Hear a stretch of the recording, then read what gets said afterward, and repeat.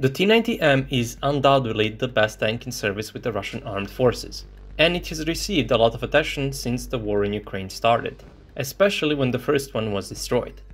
But as the war goes on, we see more and more of them being used, and because of that, more being destroyed or abandoned, which is not surprising. And it is funny to see both the T-90M, a somewhat brand new tank, and the old T-62 fighting side by side. T-90M is much better than anything else that Russia currently operates with.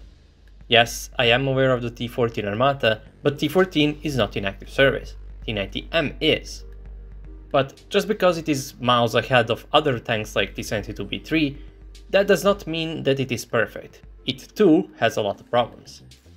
The number one problem, which I keep bringing up in my videos whenever I mention the T-90M, is that it still has a pretty miserable reverse speed. For those of you who don't know, Russian T-72 and T-90 tanks, including also the Ukrainian T-64, have only 4 km per hour reverse speed, which is pathetic, especially when compared to NATO tanks, which most of the time have at least 30 km per hour reverse speed. There was a lot of speculation on whether the Russians did any changes to the transmission or not, since that is a major flaw on the earlier tanks. But one drone footage from Ukraine pretty much exposed the fact that they haven't. In that video, a T-90M is seen reversing, and the reverse speed is pretty terrible. So much so that the crew just decides to turn around, exposing the weak rear armor, and drive away. Therefore, this problem still persists. And it is surprising to me that Russia, the main developer and manufacturer of the T-72 tanks, has not come up with a solution to the poor reverse speed. And Rank, the company that has never worked on T-72s, managed to develop a transmission that they offer to anyone that operates with T-72 type tanks, including T-90 and M84 tanks, that has 4 reverse gears and would pretty much put the reverse speed on par with NATO tanks.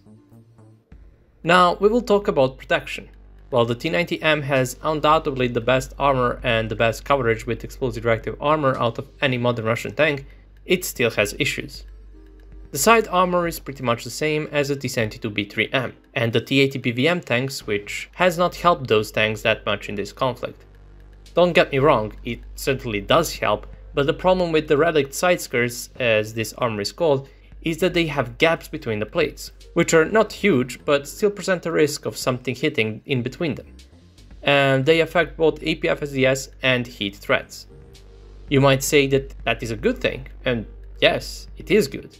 But the problem is that when you try to focus on 2 solutions at once, you can't make it perfect for both.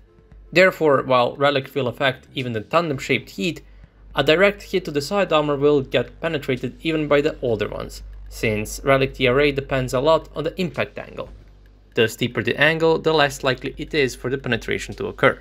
But I do understand why relic was picked, since tank-on-tank battles, while not really common, still do occur.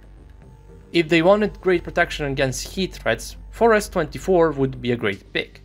This ERA was developed for lightly armored vehicles like BMP-3, and is capable of completely stopping even some more powerful tandem-shaped heat threats. But as I said, I understand why Relic was picked instead. But the biggest problem when it comes to the protection is the lack of any kind of hard kill active protection system. With so many modern tanks, including Leopard 2 and Abrams, receiving hard kill systems, Russia is still nowhere near adopting one for their tanks. They have developed hard kill systems in the past, and the USSR was actually the first to adopt hard kills APS on their T-55 tanks, the T-55 AMD, which numbered in hundreds. But since the collapse of the USSR, Russia has been unable to properly develop a hard kill APS that they could afford to produce in large numbers. The only one they have managed to produce in some numbers is the Afghanit APS on the Armata, but there are like 30 to 50 Armatas depending on who you ask, and that is in the span of 7 to 8 years.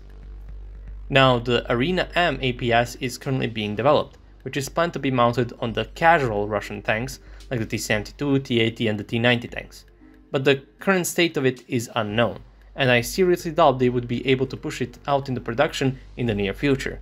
That is, considering if they actually do push it into production in the first place. Now, what about survivability? Well, the T-90M certainly has some improvements there over its predecessors. All the ammunition from the fighting compartment, excluding the carousel, has been moved to a rear turret bustle with blowout panels.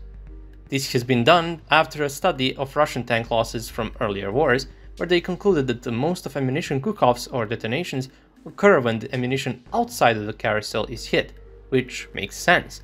The original idea of the carousel was to put it as low as possible, to decrease the chances of it being hit. But then they went and put ammunition all over the fighting compartment, pretty much negating that design idea. Now, does this fix the problem? No, it definitely does not, but it is there to increase the chances of survival. This was done as a cheap and a quick solution to the problem, and I can honestly see the reasoning behind it. But if they really want to completely fix the issue, they really need to make a bustle autoloader. There is no way around it.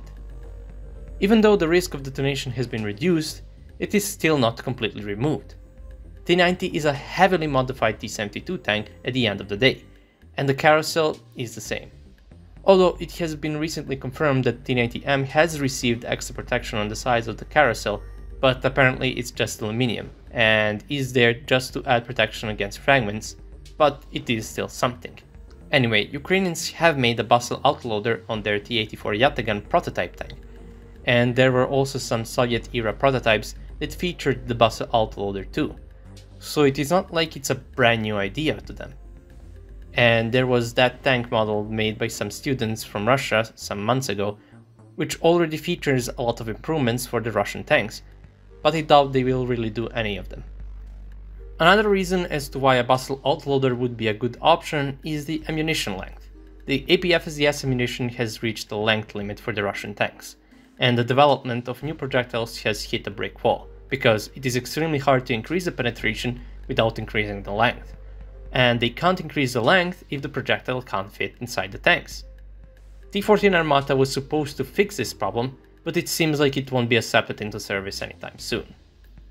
All in all, despite its problems, T-90M is still a pretty good tank in my opinion.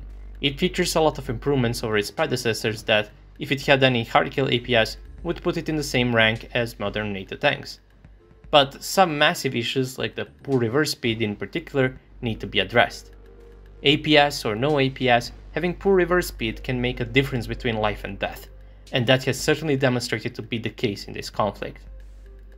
That would be all. If you like my content, you can consider supporting me on Patreon. Thank you all for watching, and I'll see you all in the next video. Have a nice day.